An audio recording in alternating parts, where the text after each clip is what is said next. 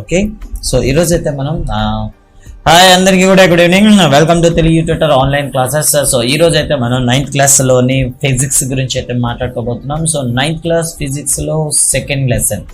So 9th class ఫిజిక్స్లో ఫిజిక్స్లో చూసుకున్నట్లయితే సెకండ్ లెసన్ గురించి అయితే ఈరోజు మనం మాట్లాడుకోబోతున్నాం, రెండవ పాఠం. సో ఈ పాఠం పేరే మనకి గమన నియమాలు అనే పాఠం అయితే మనకి ఇవ్వడం జరిగింది. సో డిఎస్సి పాయింట్ ఆఫ్ వ్యూలో ఈ గమన నియమాల నుండి వచ్చే క్వశ్చన్లు ఏమిటి, ఏ విధంగా ఉంటాయి అనే దాని గురించి అయితే చిన్నగా డిస్కస్ చేసుకుందాం. ఫస్ట్ ఆఫ్ ఆల్, ప్రాచీన కాలం నుండి కూడా వస్తు చలనాలపైన చాలా మంది పరిశోధనలు అయితే చేశారు. అలా పరిశోధనలు చేస్తూ చాలా మంది కూడా కొన్ని స్టేట్మెంట్స్ అయితే ఇవ్వడం జరిగింది. అలా మనం చూసుకుంటే టెక్స్ట్ బుక్లో ఫస్ట్ ఎవరి యొక్క స్టేట్మెంట్ అయితే కనిపిస్తుందంటే అరిస్టాటిల్. సో అరిస్టాటిల్ ఇచ్చినటువంటి స్టేట్మెంట్ ఏమిటి? సో ఈయన అప్పట్లో చలనం గురించి ఒక మాట చెప్తూ ఒక మాట అయితే చెప్పాడు. ఏ వస్తువు అయినా సరే ఉండే నిశ్చల స్థితినే దాని యొక్క సహజ స్థితి అంటారు. ఓకేనా? సో చూడండి, ఏదైనా ఒక వస్తువు యొక్క సహజ స్థితినే నిశ్చల స్థితి అంటారు, లేదా నిశ్చల స్థితినే సహజ స్థితి అంటారు అని చెప్పడం జరిగింది. ఒక వస్తువు యొక్క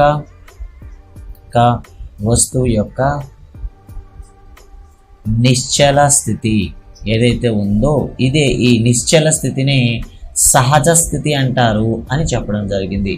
సో దీనికి విభిన్నంగా గెలీలియో మరో నిర్వచనం అయితే ఇవ్వడం జరిగింది అనమాట.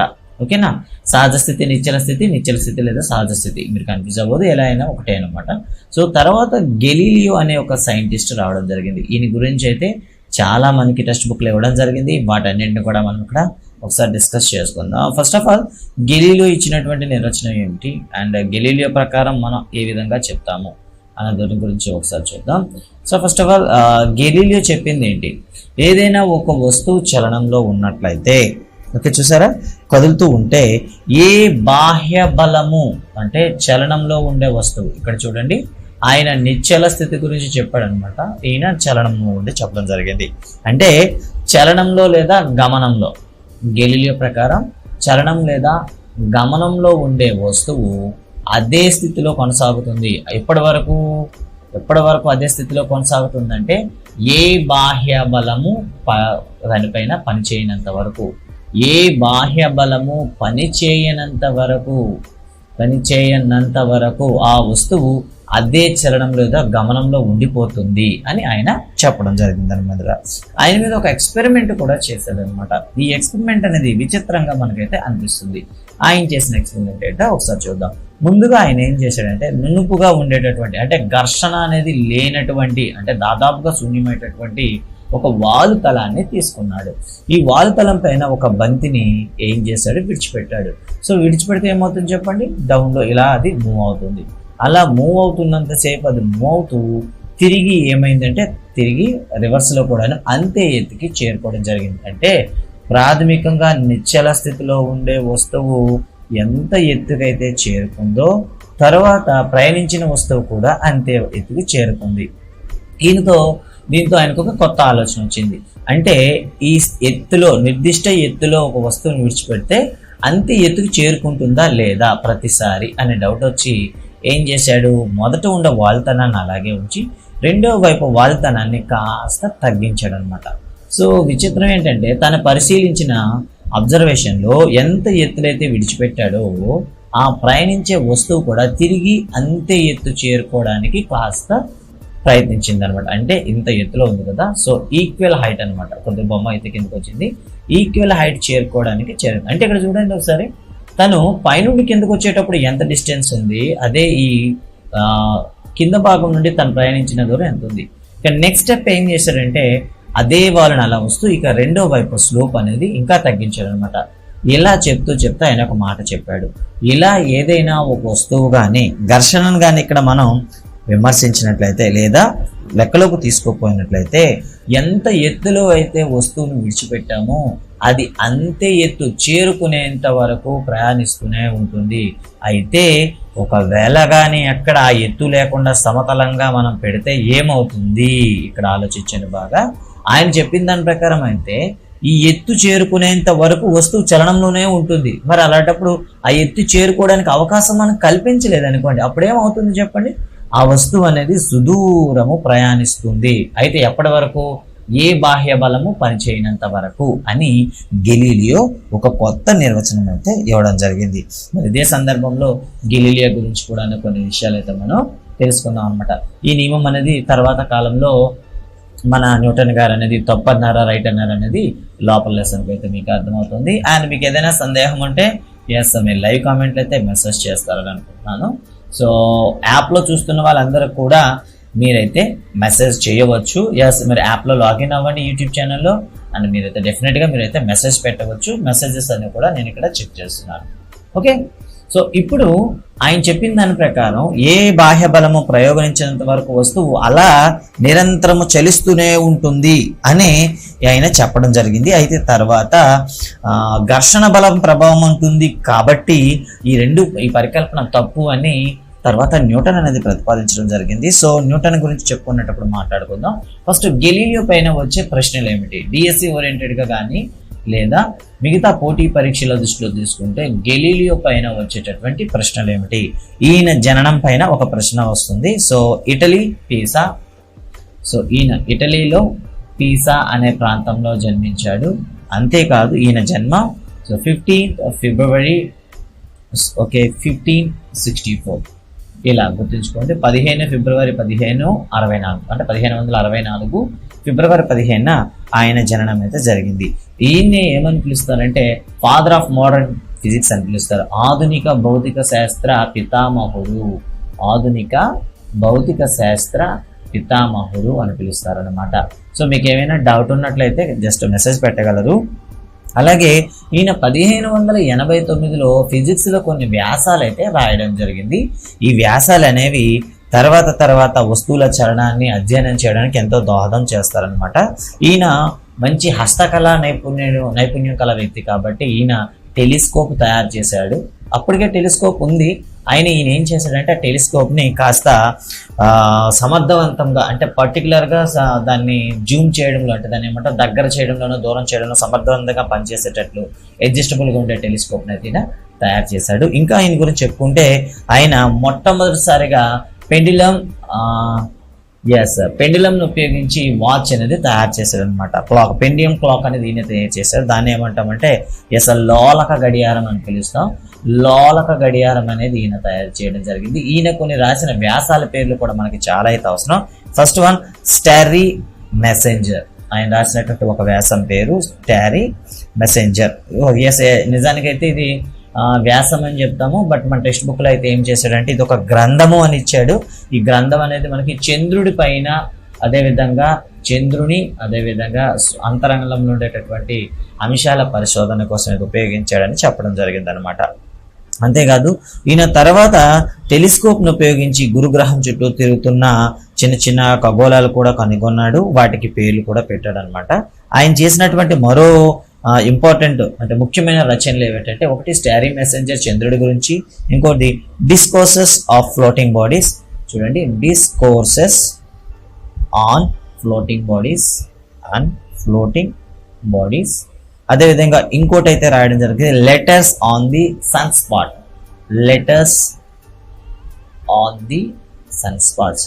ఇవి ఆయన రాసినటువంటి ముఖ్యమైనటువంటి రచనలు అని చెప్తాం అనమాట. సో గుర్తుంచుకోండి, starry messenger, discourses on floating bodies and letter on the sunspots. And ఈయన తయారు చేసింది పెండిలం క్లాక్, టెలిస్కోప్ బాగా తయారు చేశాడు. ఈయన మొట్టమొదట ఫిజిక్స్ పైన వ్యాసాలు 1589లో రాశారు. సో ఇవి ఈయన గురించి మనం చెప్పవచ్చు. సో ఈయనకున్న బిరుదు మా ఫాదర్ ఆఫ్ మోడర్న్ ఫిజిక్స్ అంటాం. వీటిపైన అయితే మనకి ప్రశ్నలు అడగడానికి అవకాశం అయితే ఉంటుందన్నమాట. ఓకే, సో నెక్స్ట్ ఇక లెసన్లోకి వెళ్దాం. సో ఇదంతా కూడాను ప్రీ లెసన్ అని చెప్పుకోవచ్చు. ఇప్పుడైతే మనం చెప్పుకోవాల్సిన టాపిక్ అయితే వచ్చింది, అదే గమన నియమాల గురించి. సో గమన నియమాలు ముఖ్యంగా మనకి 3 ఉంటాయి.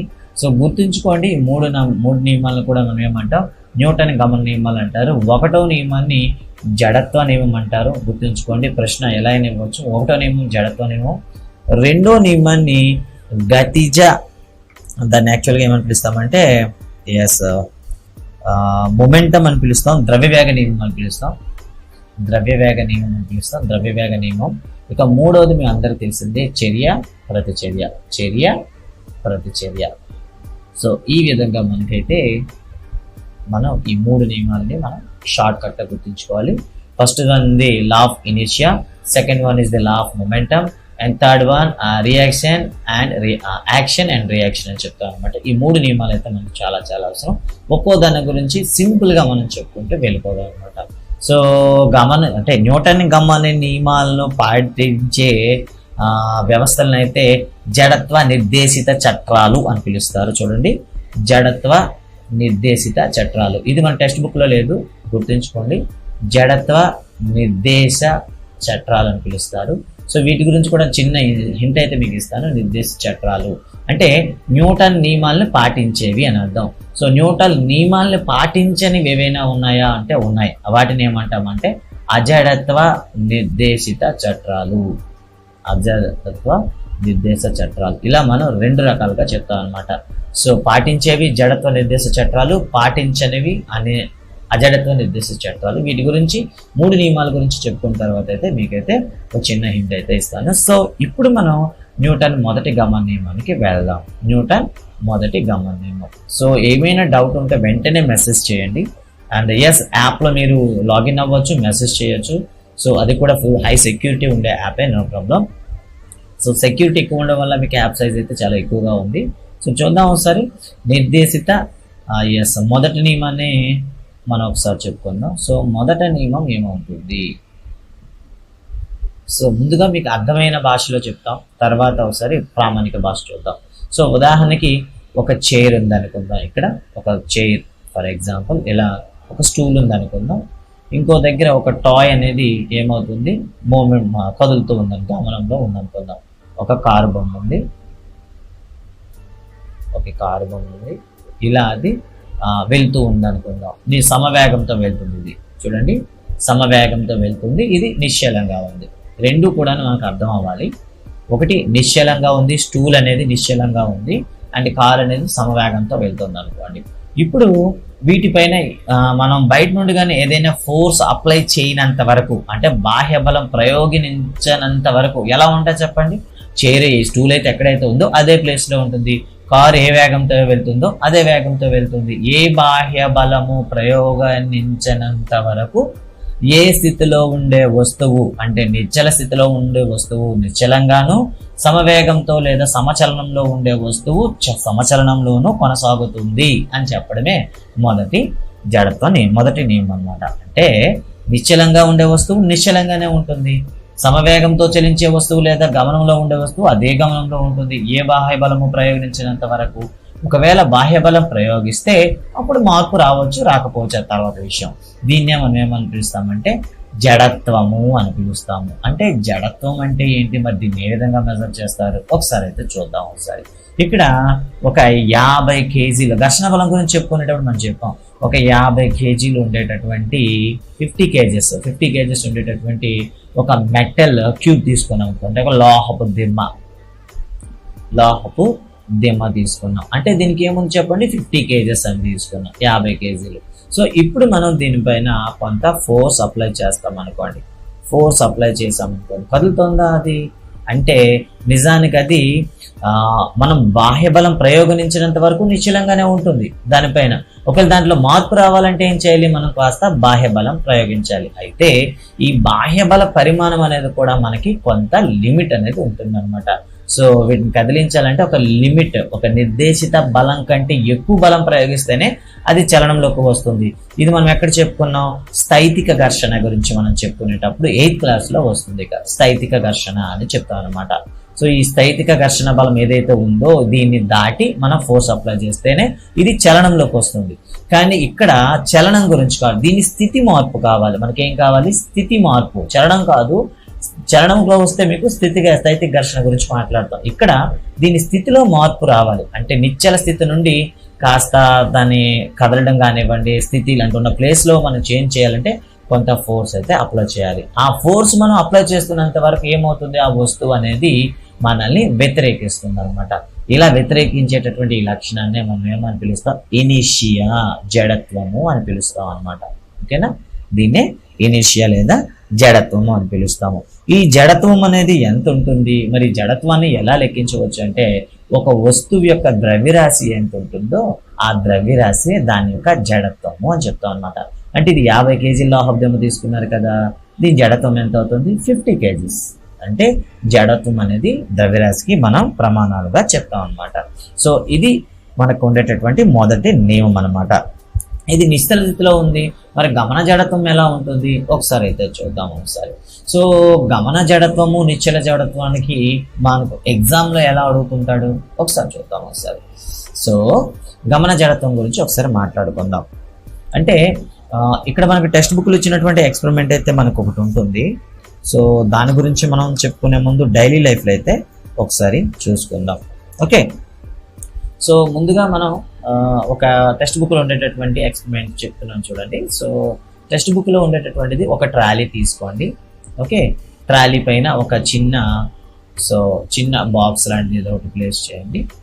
సో ఇప్పుడు ఏమైంది, ఈ ట్రాలీకి వెనక వైపు ఒక తాడు కట్టండి. బట్ ఆ తాడు అనేది ఏం చేయాలి, కాస్త లెంగ్తీగా ఉండేటట్లు. ఓకే, సో కాస్త పొడవుగా ఉండేటట్లు వెంట పొడవుగా ఉండేది ఏమవుతుంది మనకి ఇలా ఇలా ఇలా ముడతలు పడి ఉంటుంది. ఇప్పుడు రెండో వైపు ఏం చేస్తారంటే ఇంకో దారం పట్టి ఏం చేస్తారు, దాన్ని రెండో వైపు లాగండి, ఇలా ఇటువైపు లాగండి. సో లాగమనుకో ఏమవుతుంది చెప్పండి, ఇలా లాగుతున్నంతసేపు దారం అనేది మనకి ఏమవుతుంది విడుతుంది. దారం విడిన తర్వాత ఏమవుతుంది, ఎంతో కొంత డిస్టెన్స్ వద్ద అదేమవుతుంది స్ట్రైట్గా రావడం అనేది జరుగుతుంది.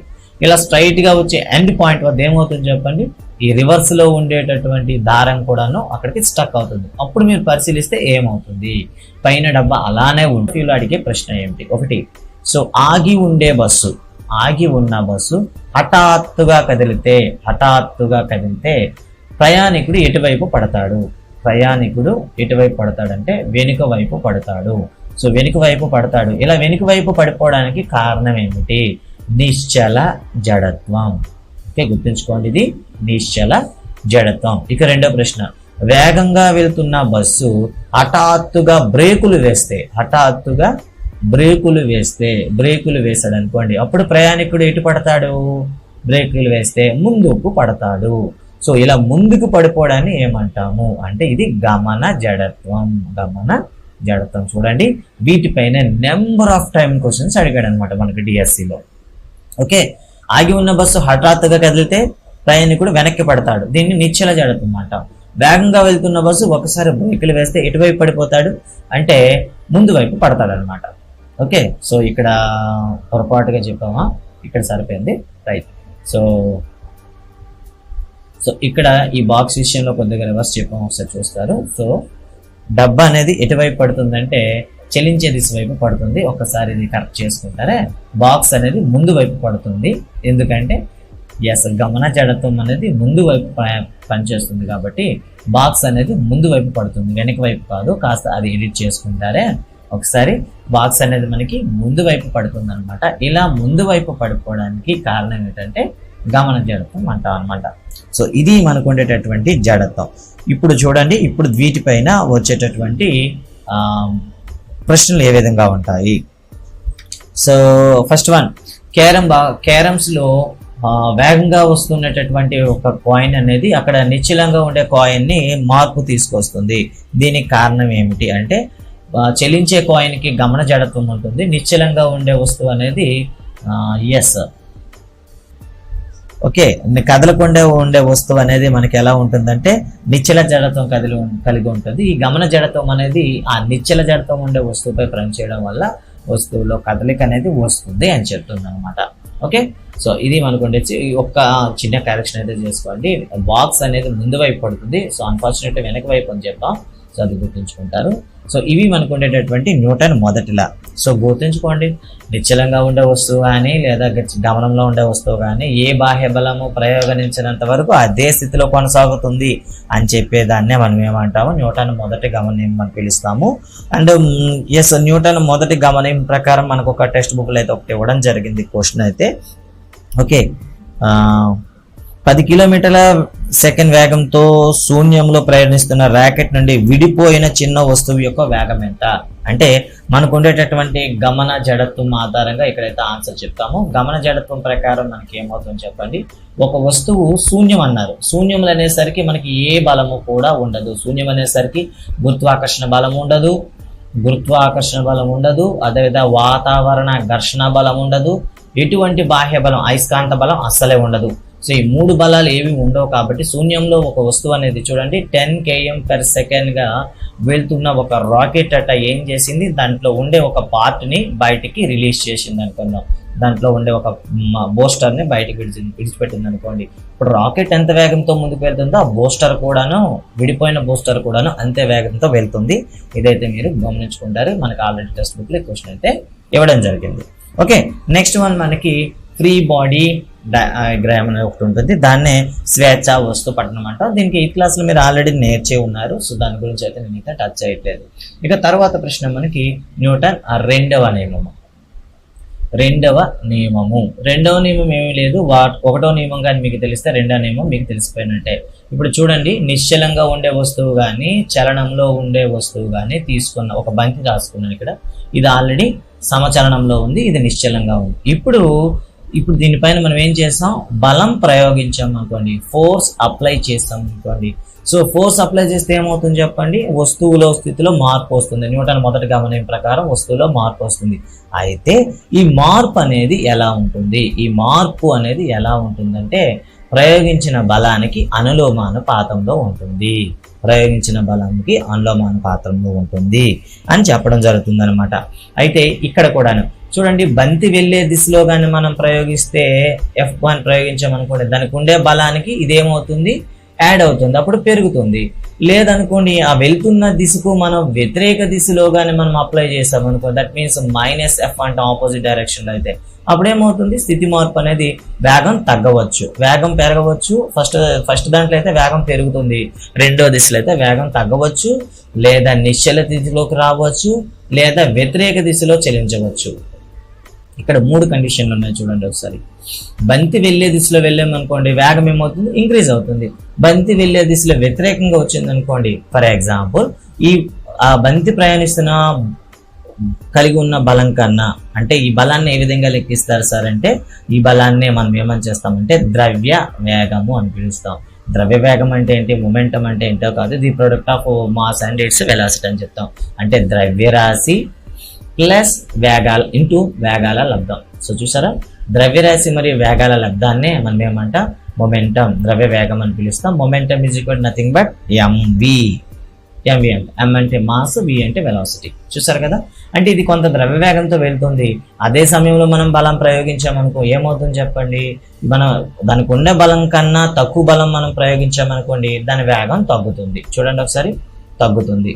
సో దానికి ఉండే బలానికి ఈక్వల్ ఫోర్స్ మనం ఆపోజిట్ డైరెక్షన్ అప్లై చేసామనుకోండి, అదేమవుతుంది, దాని మూమెంటం అనేది ఏదైతే గమనం అయితే ఉందో అది కోల్పోతుంది, నిశ్చల స్థితికి వస్తుంది. అది కలిగి ఉండే బలం కన్నా ఎక్కువ బలం మనం ప్రయోగించామనుకోండి, దాని ఫోర్స్ అనేది 0 అయిపోతుంది. ప్లస్ మనం ప్రయోగించిన బల ప్రయోగం వల్ల రివర్స్లో వ్యతిరేక దిశలో చలనాన్ని పొందుతుంది. ఇలా 3 రకాల మార్పులు అయితే వస్తాయి అన్నమాట. సో మొమెంటంకి యూనిట్స్ ఏంటి, ద్రవ్య వేగం అంటే ఇప్పుడు మీకు తెలుసు, ద్రవ్య వేగానికి మొమెంటంకి యూనిట్స్ ఏంటి, SI పద్ధతిలో ఏముంటాయి, CGS పద్ధతిలో ఉంటాయి. SI పద్ధతులు ఇప్పుడే చెప్పాం కదా, మాస్ ఇంటూ వెలాసిటీ, కాబట్టి కిలోగ్రామ్ మీటర్. అదే CGS పద్ధతులు అయితే గ్రామ్ సెంటీమీటర్. ఇక్కడ గుర్తుంచుకోవడానికి ఏం ప్రాబ్లం లేదనమాట. సో ఇక్కడ చూడండి, సో మొమెంటం అనేసరికి వేగము బై కాలం కాబట్టి దూరము బై కాలం కాబట్టి మీటర్/సెకండ్ అని పిలుస్తాం. ఇక్కడ కూడా సెంటీమీటర్/సెకండ్ అని పిలుస్తాం. సో కిలోగ్రామ్ మీటర్ని మనం ఏమని పిలుస్తాం చూడండి ఒకసారి ఇక్కడ. సో ఇక్కడ చూసినట్లయితే దీన్నే మనం సింపుల్ గా షార్ట్ కట్ లో మనం రాస్తే న్యూటన్ సెకండ్ అని పిలుస్తాం అనమాట. ఏమని పిలుస్తాం, న్యూటన్ అండ్ సెకండ్ పిలుస్తాం అనమాట. దీన్నే గుర్తుంచుకుంటారు. ఓకే, సో చూసారు కదా, SI పద్ధతిలో ద్రవ్య వేగానికి యూనిట్స్ ఏమిటి అంటే న్యూటన్ సెకండ్ అనమాట. ఇది మనకు ఉండేటటువంటి కొంత ద్రవ్య వేగానికి సంబంధించి. ఇక టెక్స్ట్ బుక్ లో అయితే ద్రవ్య వేగం గురించి మనం చెప్తూ ఒక ప్రశ్న అయితే మనకి ఇవ్వడం జరుగుతుంది అనమాట. అదే దాన్ని ఏమని పిలుస్తామంటే F=ma సూత్రాన్ని ఉత్పాదించండి అనే ఒక సమీకరణం ఉంటుంది. అదేవిధంగా R2 డివిజన్ అయితే ఇంతకు ముందు ఉండేది, ఇప్పుడు దాన్ని తీసేశారు సిలబస్ లో. Heartwood mission, yes, heartwood mission అనేది ఒకటి ఇవ్వడం జరుగుతుంది ఈ ద్రవ్య వేగాల మధ్య ఉండేటటువంటి రిలేషన్ అయితే ఎగ్జామ్ పాయింట్ ఆఫ్ వ్యూలో ఆ క్వశ్చన్స్ అయితే అడగడం లేదు అని ఒక మాట అయితే ఉంది. బట్ ఎందుకైనా మంచిది హార్ట్వుడ్ మిషన్ గురించి అని ఒకసారి తెలుసుకుందాం అనమాట. సో హార్ట్వుడ్ మిషన్ అంటే ఏం చెప్తుంది చూద్దాం ఒకసారి. సో అలా అనుకుంటే దానికన్నా ముందుగా మన టెక్స్ట్ బుక్లో ఒక సార్వత్రిక సమీకరణం అయితే ఇవ్వడం జరిగింది. ఓకే, సో ఎస్ అండి. సో మీ టెక్స్ట్ బుక్లో మేము చూసుకున్నట్లయితే ద్రవ్య వేగంలో మార్పు రేటు, సో ద్రవ్య వేగంలో మార్పు is equal to delta P is equal to మనం ఏం చేస్తామంటే ఎం ఇంటూ డెల్టా వి అని రాస్తాం. అంటే వస్తువు వేగంలో మార్పు రేటును కానీ మనం క్యాలిక్యులేట్ చేస్తే దాని ద్రవ్య వేగంలో మార్పు రేట్ అనేది కూడా మనం క్యాలిక్యులేట్ చేయవచ్చు అంటూ ఒకటి ఉంటుంది. సో మరి ఈ విధంగా మనం ఏం చేస్తామంటే న్యూటన్కి యూనిట్స్ అనేవి ఇక్కడ డెరైవ్ చేయడం జరుగుతుంది. అయితే న్యూటన్కి సంబంధించి మనకి 8th క్లాస్లో మీరు పూర్తిగా నేర్చుకున్నారు కాబట్టి ఇక్కడైతే మనం చెప్పట్లేదు. ఇక్కడ ఒక క్వశ్చన్ అయితే ఉంటుంది ఒకటి, మీరు టెక్స్ట్ బుక్లో చూస్తే 1 కిలోగ్రాము ద్రవ్యరాశి మరియు 1 మీటర్ పొడవు గల ఒక చాప గచ్చుపై పరచబడి ఉంది. చాప ఒక చివరను పట్టుకొని దాని పొడవు వెంట రెండవ చివరి 1 మీటర్ పర్ సెకండ్ పడుతూ చాప మొత్తం చలనకు వచ్చేంత వరకు చాప పూర్తిగా తిరగకుండా లాగాలంటే చాపపై ఎంత బలం ప్రయోగించాలి అనే క్వశ్చన్ అయితే ఉంటుంది. సో ఆ ప్రశ్నకి ఆన్సర్ అయితే మీకు టెక్స్ట్ బుక్లో ఉంటుంది, డైరెక్ట్గా మీరు ప్రాక్టీస్ చేయొచ్చు. ఆఫ్ న్యూటన్ అని ఉంటుంది. సో దాన్ని అయితే మీరు ప్రాక్టీస్ చేస్తారు. ఇక హార్ట్వుడ్ మిషన్ అంటే ఏంటి? హార్ట్వుడ్ మిషన్ ఉపయోగించి ఏం చేస్తామంటే ఒక దారంలో ఉండేటటువంటి తన్యతా బలాన్ని మనం లెక్కించడానికి హార్ట్వుడ్ మిషన్ అయితే యూజ్ చేస్తాము. సో హార్ట్వుడ్ మిషన్లో మనం ఉపయోగించే సాధనాలు ఏమిటి ఒకసారి చూద్దాం. హార్ట్వుడ్ మిషన్ అంటే ఏదో కాదండి, ఒక నునువుగా ఉండేటటువంటి ఒక కప్పి ఉంటుంది, ఒక కప్పి. సో కప్పి అంటే మీకు ఆల్రెడీ తెలుసు. సో అది ఫ్రీగా తిరుగుతుంది. ఈ కప్పీలో మనం ఏం చేస్తామంటే ఒకవైపు M1 ద్రవ్యరాశి, ఇంకోవైపు ఆ తీగకి మనం M2 ద్రవ్యరాశి ఉండేటటువంటి 2 బరువులుగానే వేలాడదీస్తే ఆ బరువులు అనేవి ఏం చేస్తాయంటే కొంత త్వరణాన్ని కలిగిస్తాయి. ఆ త్వరణాన్ని మనం లెక్కించగలిగితే ఆ తీగలో ఉండేటటువంటి తన్యతా బలాన్ని మనం లెక్కించవచ్చు. తన్యతా బలానికి ఫార్ములా ఏంటి అంటే డైరెక్ట్గా T is equal to okay 2m1 m2 into G by m1 plus m2 అనమాట. సో ఇక్కడ G అనేది మీరు ఎప్పుడు గుర్తుంచుకోండి 10 మీటర్ పర్ సెకండ్ స్క్వేర్గా మీరు తీసుకోవాలి. ఓకేనా, యాక్చువల్గా అయితే 9.8 మీటర్ పర్ సెకండ్ స్క్వేర్ ఉంటుంది, బట్ క్యాలిక్యులేట్ చేసేటప్పుడు మీరు 10 మీటర్ పర్ సెకండ్ స్క్వేర్గా తీసుకుంటారు. అట్ ద సేమ్ టైం అదే తీగ 2 చివర్లో ఉండే బరువుల్లో కలిగేటటువంటి త్వరణం అడిగారు అనుకోండి, simple. So m1 minus m2 into G by m1 plus m2. ఇక్కడ చూడండి m1 m2 అనేవి ఎప్పుడు నెగిటివ్ రావు. సో ఏదైతే హైయెస్ట్ వాల్యూ ఉంటుందో దాన్ని m1 గా తీసుకుంటారు, లోయెస్ట్ వాల్యూ ఉండేదాన్ని m2 గా తీసుకుంటారు అనమాట. సో ఈ విధంగా మీరు ఏం చేస్తారు హార్ట్వుడ్ మిషన్ పైన మీరైతే ప్రాక్టీస్ చేయొచ్చు. Okay, anyone there? ఎవరో మెసేజ్ అయితే పెట్టట్లేదు. ఓకే, ఎవరు మెసేజ్ అయితే పెట్టట్లేదు. Okay okay, no one is replying. So no problem. ఇక 3వ గమన నియమం గురించి ఒకసారి చూసుకుందాం. న్యూటన్ 3వ గమన నియమం మనకి ఏం చెప్తుందంటే చర్య మరియు ప్రతిచర్య. ఓకే, చర్య మరియు ప్రతిచర్య. సో యాక్షన్ అండ్ రియాక్షన్ అని చెప్తాం. సో ఆయన చెప్పిన నిదర్శనం ఏంటంటే ఈ భూమిపైన ఏదైనా ఒక వస్తువు కొంత బలాన్ని ప్రయోగిస్తే అది వ్యతిరేకమైనటువంటి ప్రతిబలం కూడా అక్కడ కలిగించడం జరుగుతుంది అని ఆయన చెప్పడం జరుగుతుంది. సో ఒక వస్తువు వేగంగా వెళ్ళే ఒక బంతి అనేది ఒక గోడని ఢీ కొట్టింది అనుకోండి, గోడని ఢీ కొట్టినట్లయితే ఇది ఎంత బలాన్ని అయితే కలిగిస్తుందో అంతే బలం అనేది గోడ కూడా ఆ బంతి పైన కలిగించడం జరుగుతుంది. సో ఈ విధంగా మనకి ఏం చెప్తామంటే ప్రతి చర్యకు సమానమైన మరియు వ్యతిరేకమైన ప్రతిచర్యలు ఉంటాయి అని చెప్పడం జరుగుతుంది అనమాట. సో ఇలా ప్రపంచంలోనే ఉండేటటువంటి ఏ 2 వస్తువుల మధ్యనైనా ఉంటుంది అని చెప్పడం జరుగుతుంది అనమాట. సో ఇక్కడ దీని ప్రకారంగా అయితే మనకి రాకెట్ ఒకటి, అదేవిధంగా ఒక టెస్ట్ ట్యూబ్లో ఒక రియాక్షన్ చేస్తూ ఒక ఎక్స్పెరిమెంట్ కూడా మనకి ఇవ్వడం జరుగుతుంది. వేగంగా ఉన్న బంతిని ఇక్కడ చూడండి, రాకెట్ తయారు చేస్తూ మనకు ఎక్స్పెరిమెంట్ ఉంటుంది. ఒక పొడవైన దారానికి ఒక స్ట్రాని యాడ్ చేయండి అని ఉంటుంది. ఇలా స్ట్రాని యాడ్ చేసి ఈ స్ట్రా పైన ఒక బెలూన్ అనేది బాగా ఊదబడిన బెలూన్ అనేది ఉంచి ఈ బెలూన్ గాలిని కానీ మీరు ఓపెన్ చేస్తే ఏమవుతుంది అంటే ఈ బెలూన్ అనేది ముందుకి ఆ దారం వెంబడి వెళ్తుంది అనమాట. ఎందుకు ఇలా వెళ్తుంది అని అంటే నిజానికి గాలి అనేది వెనక్కి చర్య చూపిస్తే ఈ గాలితో ఉండే వాతావరణం అనేది బంతి పైన ప్రతి చర్య చూపిస్తుంది, ఫలితంగా బంతి అనేది ముందుకెళ్ళడం అనేది జరుగుతుంది అని చెప్పడం జరుగుతుంది అనమాట. అదేవిధంగా రాకెట్లు పనిచేసే విధానం కూడా చెప్పడం జరుగుతుంది. అదేవిధంగా ఒక టెస్ట్ ట్యూబ్లోన ఒక కొంత టెస్ట్ ట్యూబ్ ఎక్స్పెరిమెంట్ కూడా మనకు ఉంటుంది. టెస్ట్ ట్యూబ్ లో ఏం చేస్తామంటే రబ్బర్ బీడ, అంటే మరీ బలవంతంగా కాకుండా తేలిగ్గా అద్దుకుండే ఒంటి రంధ్రపు రబ్బర్ బీడాన్ని మనం అమర్చి దీన్ని మనం వేలాడదీసి దీన్ని నెమ్మదిగా వేడి చేస్తే ఏమవుతుంది, లోపల గాలి అనేది మనకి వ్యాకోచించి ఒక్కసారిగా ఏం చేస్తుంది, కార్కుని ఇటువైపు తోస్తుంది. అదేవిధంగా ఆ కార్కుని తోసినందుకు కార్క్ అనేది దీనిపైన ప్రతిబలం కలిగిస్తుంది. ఫలితంగా టెస్ట్ ట్యూబ్ అనేది వెనక వైపు, కార్క్ అనేది ముందు వైపు కదలడం జరుగుతుంది. ఫలితంగా మనకి ఏమవుతుంది, ఇక్కడ చర్య ప్రతిచర్య అయితే చూపించవచ్చు. ఇక తర్వాత వచ్చేసరికి మనకు ప్రచోదనం గురించి మనం తెలుసుకోవాలి. ఇంపల్స్, ప్రచోదనం అంటే ఏంటి? సో సింపుల్ ఎగ్జాంపుల్ చూడండి. ప్రచోదనం అంటే అధికమైన బలం అత్యల్ప కాలంను కలిగించడం. గుర్తుంచుకోండి, అధికమైన ద్రవ్య వేగం తక్కువ సమయంలో ఓకేనా మనం ప్రయోగించగలిగితే దాన్నే మనకి ప్రచోదనము అని పిలుస్తాం అనమాట. సో ప్రచోదనానికి అయితే సింపుల్ గా మనకి ఎలా చెప్తామంటే, so changing rate in the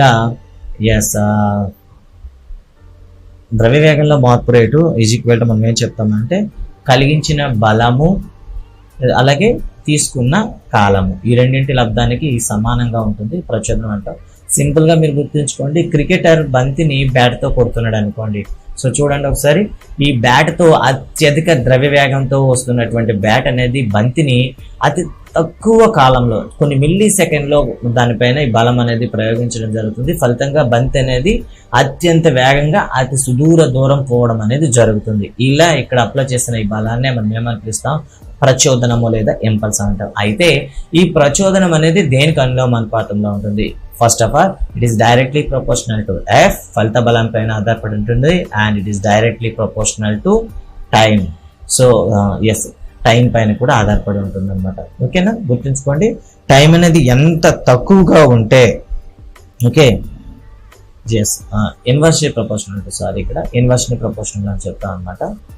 okay, so ప్రచోదనం అనేది కలిగించే బలానికి విలోమానుపాతంలో ఉంటుంది అనమాట. కాలానికి అప్లై చేసిన కాలానికి విలోమానుపాతంలో ఉంటుంది. అంటే మనం కాలం ఎంత తగ్గిస్తూ ఉంటే ప్రచోదన బలం అంత పెరుగుతుంది. అంటే ఇప్పుడు కాలాన్ని మనం పెంచామనుకోండి, ప్రచోదన ప్రభావం అనేది తగ్గిపోతుంది. ఫర్ ఎగ్జాంపుల్ చూస్తాం, ఒక కోడిగుడ్డును తీసుకొని మనం ఏం చేసాం, నేల పైన పడేసాం అనుకోండి. అది నేలను తాకేటప్పుడు ఇక్కడ మనకి ఏమవుతుంది, ప్రచోదనం అనేది అప్లై అవుతుంది. కొన్ని మిల్లీ సెకండ్ల దాని మీద కలిగించడం వల్ల ఏమవుతుంది, గుడ్డు అనేది పగిలిపోతుంది. అదే శృతి మెత్తని ఉండేటటువంటి ఒక పిల్లో తలగడ పైన తీసుకొని వచ్చి అదే గుడ్డుని వేసాం అనుకోండి, ఏమవుతుంది చెప్పండి, ఆ గుడ్డు అనేది నేరుగా తలాన్ని తగలదు. తాకే ముందు ఏమవుతుంది, ఈ తలగడ ఏదైతే పిల్లో ఉందో పిల్లో మీద కాస్త ఎక్కువ టైం తీసుకుంటుంది. అంటే ఇక్కడ నుండి ఇక్కడ ట్రావెల్ అవడానికి కొంత టైం అనేది తీసుకుంటుంది. అంటే ఇక్కడ టైం అనేది ఎక్కువ తీసుకోవడం జరిగింది. టైం అనేది ఎఫెక్టివ్ టైం అనేది పెరగడం వల్ల గుడ్డు అనేది పగిలిపోదు. అంటే గుడ్డు పైన కలిగించే బలం అనేది తగ్గిపోతుంది. ఇక్కడ గుర్తుంచుకోండి. ఫైనల్ గా మనం ఏం చెప్తామంటే, so F net is equal to ఏం చెప్తామంటే డైరెక్ట్ గా P/T అని చెప్తాం అన్నమాట. అంటే ప్రచోదనం బలం అనేది తగ్గిపోవాలంటే ఫలిత కాలం అనేది తగ్గించాలి. సో దీనిపైన ఎగ్జామ్ పాయింట్లు ఎలా క్వశ్చన్ అడుగుతాడు, క్రికెటర్ బంతిని పట్టేటప్పుడు చేతిని వెనక్కి లాగుతాడు. కీపర్ చూసారు కదా, క్రికెట్ లో మనం ఏం చేస్తారు, క్రికెట్ లో సో కీపర్ అనేవాడు బంతిని పట్టేటప్పుడు చేతిని వెనక్కి లాగుతాడు. అలా వెనక్కి లాగడం వల్ల ఏమవుతుంది చెప్పండి, ఆ టైం అనేది పెరుగుతుంది అన్నమాట. టైం ఎప్పుడైతే పెరిగిందో చేతికి నొప్పి పెట్టదు అనమాట. ఈ విధంగా మనకి ఏం చెప్తామంటే బలాన్ని లెక్కించాల్సి వస్తుంది. సో టెక్స్ట్ బుక్ లో అయితే కొన్ని క్వశ్చన్స్ అయితే ఉన్నాయి, మీకు ప్రాబ్లమ్స్ అయితే ఒక ఫిరంగి క్వశ్చన్ అయితే ఉంటుంది. అది మోస్ట్ ఇంపార్టెంట్. అది డైరెక్ట్ గా ఆన్సర్ ని మైండ్ లో పెట్టుకోండి. ఓకే, సో ఇక్కడ చూడండి, ఇక్కడ M1 ఇస్తాడు, M2 ఇస్తాడు, అండ్ V1 ఇస్తాడు, అండ్ V2 ఇస్తాడు ఇక్కడ. సో ఇక్కడున్న ఫార్ములా ఏంటంటే ఎప్పుడైనా సరే ద్రవ్య వేగాల బీజీఏల మొత్తం ఇప్పుడు కూడా శూన్యము అని గుర్తుంచుకోండి. దట్ మీన్స్ బీజీఏ మొత్తాల శూన్యం అంటే ఎలా రాస్తామంటే M1 V1 plus M2 V2 is equal to 0. ఒకసారి ఇలా రాసుకొని మీరు డైరెక్ట్గా అయితే ప్రాబ్లం చేస్తారు. సో ఇచ్చిన వాల్యూని మీరు ప్రతిక్షేపించినట్లయితే ఫలితంగా మీకైతే ఇక్కడ ఆన్సర్ వస్తుంది. ఇది ఈ టెక్స్ట్ బుక్లో ఉండేటటువంటి కాన్సెప్ట్ అయితే. ఇక ప్రాబ్లమ్స్ అయితే కొన్ని ఉన్నాయి, ఆ ప్రాబ్లమ్స్ కూడా మనం చేయాల్సి ఉంటుంది. సో ప్రాబ్లమ్స్ కూడా ఒకసారి, ఎందుకంటే లాస్ట్ ప్రాబ్లం కూడా మీకు జంప్ చేయడం జరిగింది, ఇప్పుడైతే చూద్దాం ఒకసారి. సో ఇప్పుడు చూడండి, ఇక్కడ ఉండేటటువంటి క్వశ్చన్లో మనకు వచ్చేటటువంటి క్వశ్చన్స్ ఏంటి. ఫస్ట్ వన్ అరిస్టాటిల్ పైన. సో అరిస్టాటిల్ పైన ఒక ప్రశ్న రావడానికి అవకాశం ఉంటుంది. అరిస్టాటిల్. సో ఇక్కడ టెక్స్ట్ బుక్లో ఉన్న సుత్తి అంటే కాదు, మిగతా ఎక్స్ప్లెనేషన్ అంతా కూడా మీకు చెప్పలేదు. సో డైరెక్ట్గా మీకు తీసుకుని వెళ్ళిపోవడం జరిగింది. గెలీలియో గురించి ఒకటి చెప్పడం జరిగింది. అండ్ నెక్స్ట్ వన్ న్యూటన్ నియమాల గురించి చెప్పడం. గెలీలియో గురించి కీ పాయింట్స్ చదవండి. అరిస్టాటిల్ చెప్పినటువంటి డెఫినేషన్ చెప్తారు, గెలీలియో చెప్పిన ఎక్స్పెరిమెంట్ చూస్తారు. న్యూటన్ గురించి ఇచ్చినటువంటి 3 నియమాలు. ఫస్ట్ వన్ జడత్వం వచ్చేసరికి మనకి నిశ్చల జడత్వము, గమన జడత్వము. నిశ్చల జడత్వం పైన గమన జడత్వం మీద కొన్ని ఫార్ములాస్ వస్తాయి. ఇక రెండో నియమం వస్తే ద్రవ్య వేగ నియమం అని పిలుస్తాము. సో దీనికి పైన కూడా మనకి కొన్ని ప్రశ్నలు అయితే ఉంటాయి, ఆ ప్రశ్నలు కూడా మనం ఒకసారి చూసుకోవాలి. అండ్ నెక్స్ట్ వన్ చూసినట్లయితే చర్య ప్రతిచర్య వచ్చేటప్పుడు మనకి ఏమొస్తుందంటే, so M1 V1 + M2 V2 = 0 అని ప్రాబ్లమ్ వస్తుంది. ఈ 3 కూడా మీ కాన్సెప్ట్స్ అయితే బాగా నేర్చుకుంటారు. సో ఇంకా మ్యాథ్స్లో అందులో ఉండే ప్రాబ్లమ్స్ అయితే ఉన్నాయి, ఆ ప్రాబ్లమ్స్ మీరు చేస్తారు. అండ్ ఓకే, ఏమైనా డౌట్ ఉంటే మెసేజ్ పెడతారు, ఎవరైనా డౌట్ ఉంటే మెసేజ్ చేస్తారు. ఓకే, ఎవరు లేరా? ఓకే, వ్యూస్ ఎవరు లేరు and no one is watching anyhow. Thank you guys, thank you very much, bye bye and take care.